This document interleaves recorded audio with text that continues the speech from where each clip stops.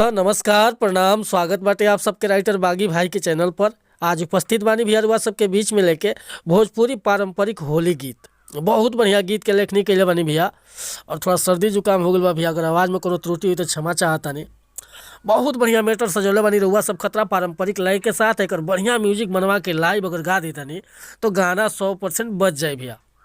तो चलिए देर ना करते हुए मैटर के शुरुआत कर कि कैसे गावे के बा, का एकर धुन बा, का लय बा।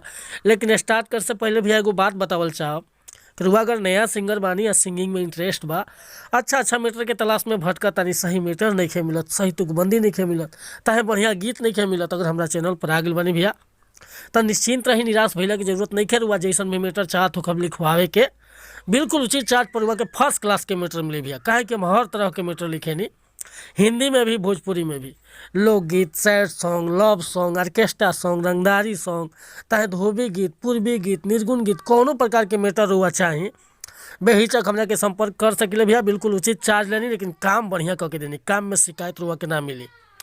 तो चलिए मैटर की शुरुआत कर कैसे आज के गीत गाओ के बाटे।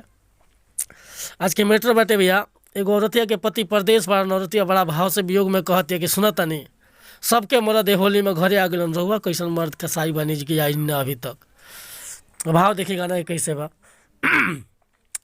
कि तरसावेलो बोलो फागुन में लहर मारे जियारा, तरसावेलो बोलो फागुन में लहर मारे जियारा, नहीं आवेला बलम नहीं आवेला, कहे में हरी के बाया छनावेला, अरे नहीं आवेला बलम नहीं आवेला, काहे में हरी के बाया छनावेला, तरसावेलो बोलो फागुन में लहर मारे जियारा, तरसावेलो बोलो फागुन में लहर मारे जियारा।